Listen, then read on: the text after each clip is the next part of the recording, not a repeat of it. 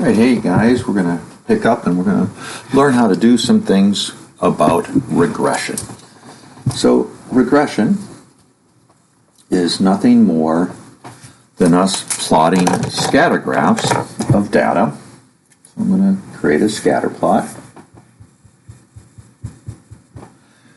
And in this process, we're going to develop a number R, correlation coefficient, whose formula we can implement by hand if we want to, but in reality, we don't really need to do it. The standard deviation we're going to do on a calculator. The standard deviation, the y variables we're going to do on a calculator. I'm going to run it on Excel mostly, but we can use a TI-83 or calculator. If you need help with your calculator, get a hold of me and we'll learn how to do it so you can use it. You're welcome to use them on the test. So what we would like to do is when we see data like this, we go, wow, it looks like it has a tendency of being related. One variable seems to be changing and the other one seems to be responding to it. I called them the influenced and the influencer. There's a fancy name for it. We say one variable explains the other one and one responds. Now, we don't look for that mathematically because that's the biologists, the chemists, the physicists that do that. We just tell it that there's a correlation. We talked about this picture, looks like maybe a strong correlation. This might be like R equals 0.78. It's kind of potato-shaped, but it's increasing, so that's why it's a plus. And it seems to be predictive that when you move to the right, you definitely go up a certain amount. What we want to do is we want to take data, we want to create this regression line, and we want to be able to talk about it and the certain restrictions that are going with it. So first I'm going to pop over to my window here, and I'm going to change which device I'm doing here. So I'm going to grab a window, and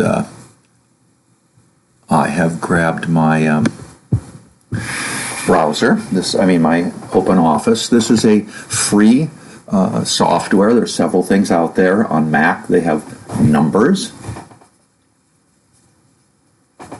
Usually comes free with your OS. On Windows, they have different varieties of Excel, and I know that Augustana lets you get them free. There's a Open Office or LibreOffice. Both of them are free versions that are put out there, and they perform the like. I'm not going to talk about how to format and how to make these things look pretty. I'll leave you guys to figure that out on your own. But anyway, let me go to my screen here, and first off, I have entered in speeds here. Now, I haven't written down anything in this, and you should always, when you do a science course, learn about a lab report that goes with here. So I'm going to give you what's called the metadata. There's a great deal of description that has to go with this data in order for you to believe that it's good. First off, somebody measured the speed. There's the question of how did they measure it? Did they record all of the measurements? You want to make sure that when you do an experiment, you don't mess and delete some just arbitrarily.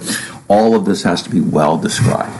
Now, as an example, this is a test vehicle that was run over a very specific course, and they ran it faster and faster and faster. The course was 12 miles long, and so then they determined how many ounces of fuel that were used. And they should explain the methodology for all of this. Then I also recorded the data in a different way. Rather than the amounts of fuel used, we used the 12 miles that they drove and then determined the miles per gallon at each speed they were doing. This is the same data being just represented different ways. The first thing I'm going to do is I'm going to draw a picture of this on Open Office by inserting a graphic. So first off, I'm just going to highlight this data that I want here. Now this can be in either rows or columns.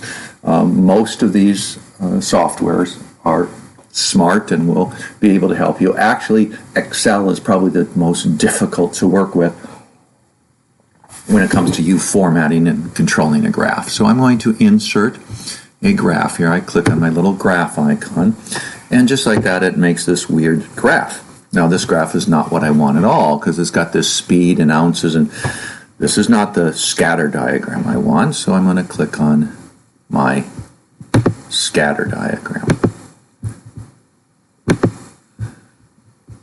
Now, it's not doing things the way I want, so I'm going to say, wait a second, I want to explain where my data is. So I'm going to go to my x values, and I'm going to tell this thing, oh, my screen got I'm sorry. I'm going to cancel out of this. And I'm going to get rid of that one, and I'm going to do it again. I'm going to highlight. Sorry about that. I'm going to go up to my chart, and I'm going to say I want it to be a scatter diagram.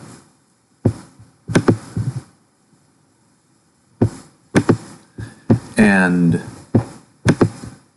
my x values, I want to select, and I'm going to put them right there and say these are my x values, and then my y values I want to select. I'm going to say these are my y values, and let's see, the name, got lots of extra stuff here I don't like.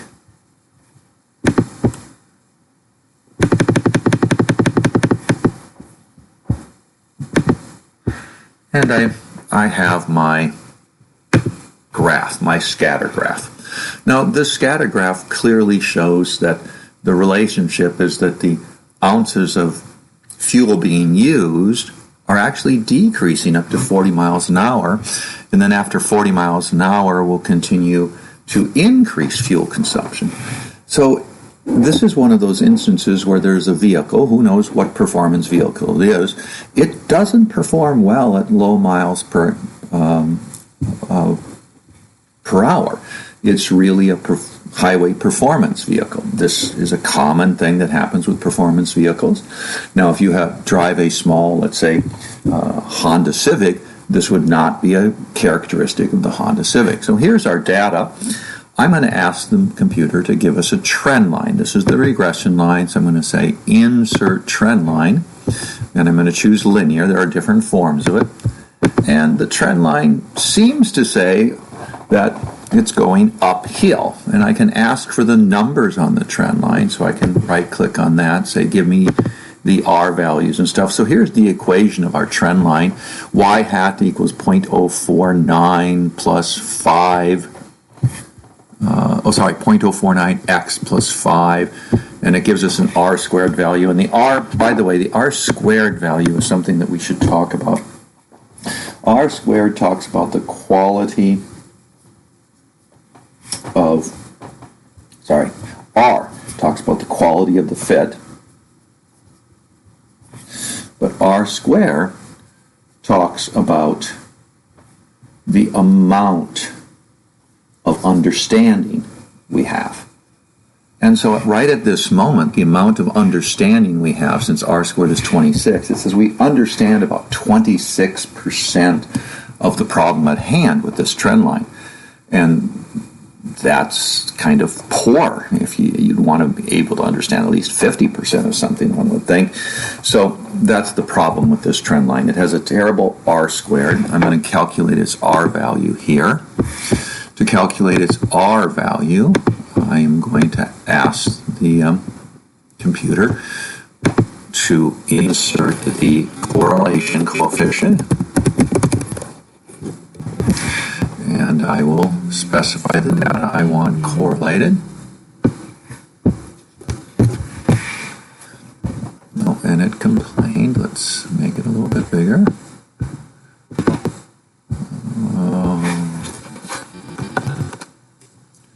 Spelled too much of the correct. Oh, there we go.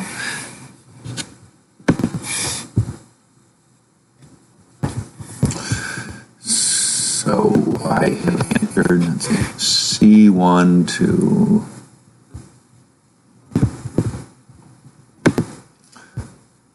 P1. That's the X data, and then I've got to enter in the Y data.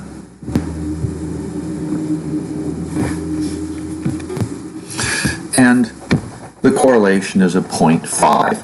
This means that we don't think this line is terribly good. Mathematicians want 0.6 for weak, 0.7 for weakly strong, 0.8 for strong, 0.9 for very strong. So as general, we don't think this is a great line. Well, the reason for it is you can see in the data that a linear trend doesn't seem to be explaining what's going on here. So what I'm going to do is I'm going to arbitrarily, but I'll state it very clearly, that I'm going to look at this vehicle for performance beyond a 40 miles an hour. So I'm going to create a new data set. Speed, bounces, test vehicle only speeds greater than 40 miles per hour. And I'm going to take this data right here,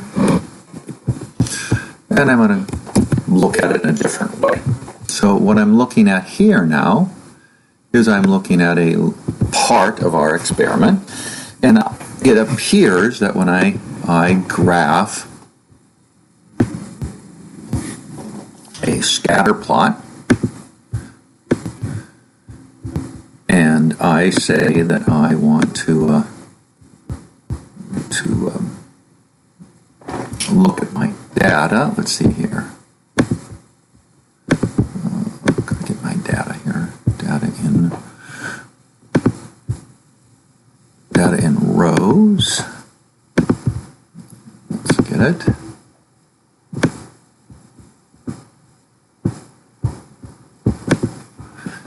Right. Now, that data looks very different. That's the greater than 40 mile an hour range.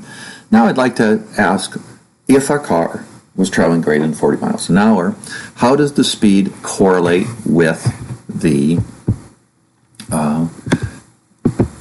fuel consumption correlate with the speed? Well, move this. I'm going to ask for that. I'm going to ask for typing is equals my correlation, and it wants the first set of data followed by the second set of data. And now the correlation is 0.95. It's very strong. What does this mean? It means that in this picture we see information that says that when the speed increases, we see the ounces of fuel being consumed responding very strongly to this.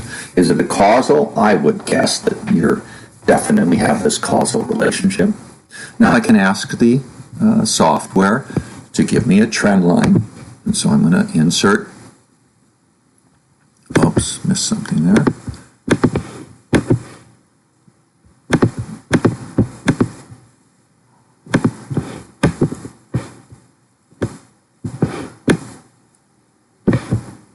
Just a second, something's odd. I'm hitting the wrong button here somehow.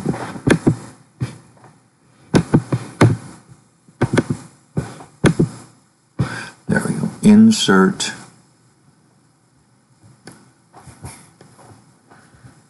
Oh, there we go. Insert trend line. Linear. Let's show the R squared value. And so now it gives us a trend line. And now it gives us a very large R squared. It says that we basically understand 91% of the problem in this trend line. And that we have a equation that says y hat equals 0.14x minus 1.49. That describes this equation, which means that we can guess how the fuel would use at a different value. So let me demonstrate how we would do that. So now I'm going to get back away from this. And now, what do we have? We have the following equation. We have y hat equals, and what was it? 0.14 x plus a minus 1.45. And this is the regression line explaining the relationship between the speed in miles per hour, and the ounces of fuel used. So the reason that we use y hat but we write x is that we usually put in a specific value. So for example, let's pretend we're going to drive 55 miles an hour. Well, y hat would be then calculated 1.4 times 55 minus 1.545. I'm going to go over to my spreadsheet. I'm going to ask for that value. 0.14 times 55 minus 1.49. And we had an answer of approximately 6.2. So if you were driving 12 miles at 55 miles an hour, we would predict that you would use 6.2 ounces. And we would feel that that prediction is pretty strong because we have a large R, 0.95. And that's how we would use this trend line. Now, I'm going to pull this picture back in. I am quite willing to use this trend line to approximate things in a region near this. I might want to guess how much fuel is being used at 100 miles a gallon, but if you notice it took a bump up at the end, I'm not sure if it's going to be really good outside of that range.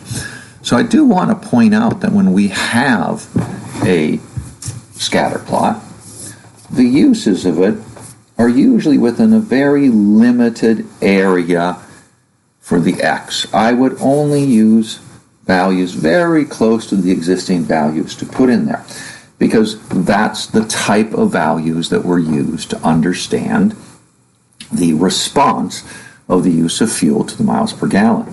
In fact, we can see quite easily that if we go to the lower end, and those 20 miles per gallon and the like, that the response was not this linear trend, but a different one.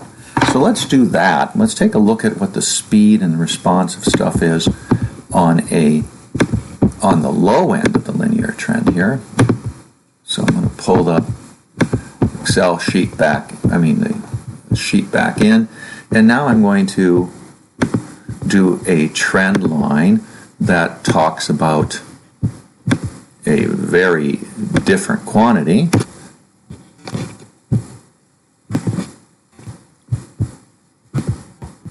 Well, my computer's deciding to put the eternal function on there, which it did.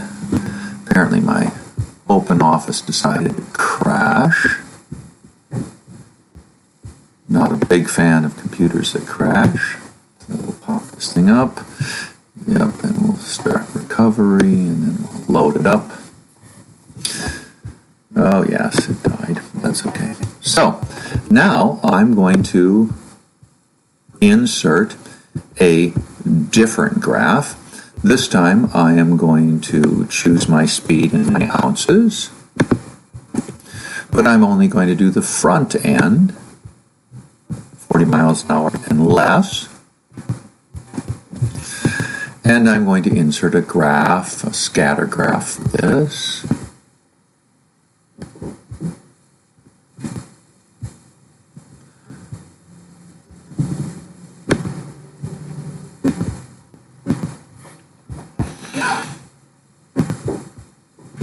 X values right here, and Y values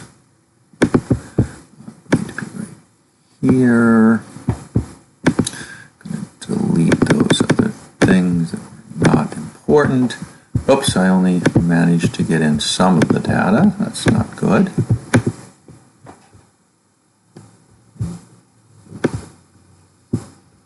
Wonder why. Let's do that again.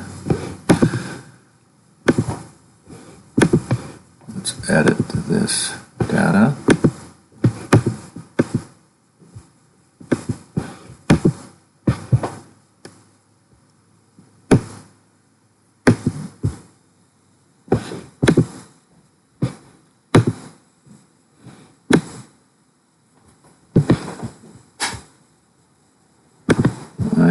My computer's having trouble here. Just 1 second here.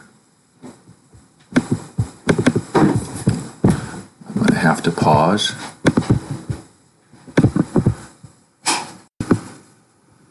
Okay, so I got the data put in there correctly. I had selected a fewer number of X values than Y values. So now this is our data that we're looking at when the information is presented with speeds less than or equal to 45 miles an hour. Now, this is a very different data set. Its association is going negative. That is, you increase your speed, it drops the fuel usage. Well, that kind of strange. Well, this is a performance car that the engine performs better at a different mile, and so it's a very strange relationship. And if I ask this for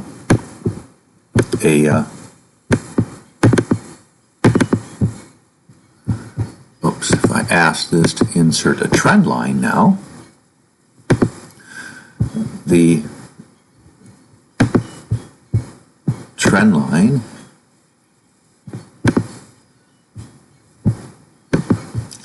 linear, okay. Oh, I want the equation.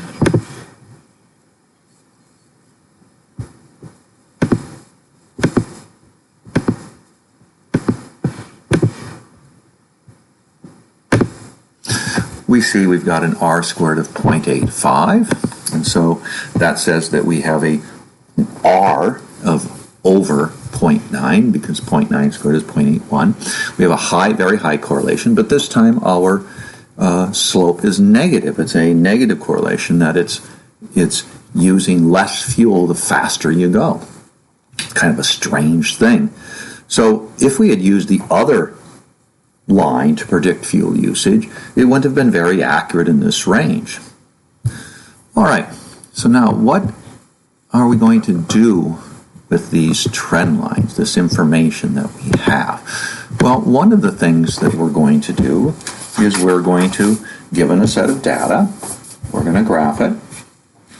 Then we're going to ask for a trend line. Now, you can ask most of these ones by typing in a cell equals corral, and then you have to list your data in ranges, and it'll tell you the correlation coefficient. You can also ask for the standard deviation, and there's a couple of different ways it's written. Standard dev or standard deviation depends on your computer, and you have to be very careful, because it turns out there's the population standard deviation, and there is the sample standard deviation. So if you're going to use your computer to do that, you need to make sure that almost always you use the sample standard deviation, because the formula is slightly different. So if we're going to talk about standard deviations and you want to get it from your computer or a laptop or a calculator, you need to make sure you're asking for the right one, because one assumes you have the entire population and one assumes that it's a sample population. Now, there's a couple of useful things that we do with regression, and that is we look at data and ask, does it have a trend? So sometimes, like we just saw, the data looks like this. Is this maybe a cyclic situation where the real picture is supposed to be this over a very long term? That might be our seasonal temperatures. Does it make sense to use this portion and discover that we have a slightly increasing trend? That might not be the right thing to do. It's very difficult to talk about the local trends. In fact, even though this trend might be going uphill, it looks like the most recent trend is downhill. So there's a huge argument that happens in the scientific community about how and when to use trend data, especially in the temperature data, because you see things like this, you see this oscillation. Now, over a long enough period, you may see a trend slightly up or slightly down, and the question is, over how long of a period should you look at? You look at a short period, it's going up. You look at a short period, it's going down. You look at too short of a period, it might be going up. It's a very difficult question, and it is not easy to answer. But we do trends quite frequently. Now, there was a famous mistake that happened when we had a shuttle explode on takeoff, the Challenger explosion, and there's some data associated with it on the number of O-rings that have failed on one of the or two of the launch vehicles' rockets that are on the side associated with temperature. So here was the number of failures, and these failures are just burn spots in the rubber gasket, and if you have too many, you might think the rocket could fail. So as the temperature increased, the number of these failures were very low. But as the temperature got colder, we had some more of these failures. And there was a trend line here that basically said the higher the temperature, the fewer the failures, the colder the temperature, the more failures. The R value was rather weak, around a 0.5. That's because sometimes there was a failure and something looked like it lied as an oddity out there. Why did this oddball occur when most of the data was here, but when we did the trend line, this one data point, it was a bit different. So when we draw data, we have reasons to believe that something might be an outlier. It just looks odd. We're going to come up with an outlier test in our next chapter, but if you include all the data, a mathematician sees this and says, I'm not too sure. It looks like we know about 25% of the information because when we square this, we get a 0.25. Boy, there could be a more dominant factor going on. Well, they didn't use this, and they chose to launch, and they were way over here, which would have indicated a higher number of failures of the O-rings, which could have indicated a launch failure. Now, indeed, after the reconstruction of the accident, they discovered the O-rings had indeed failed, and they caused the accident. But there are several reasons that a mathematician wouldn't want to use this. Number one, the data had a very limited range, and they were actually launching outside of that range. That should have been enough for them to say, we don't know what's going to happen. And by a conservative point of view, they'll say, we don't have data, we shouldn't launch, over conservativeness. The other thing is, if you chose that to use this linear trend, it indicated a high number of failures. And here was a case where it was really clear that the mathematics supported saying, it's probably not a good idea. Understanding a regression line is simply getting the scatter diagram down, putting the linear trend in, and asking how it can be used. But use it in the right region and understand its limitations. All right.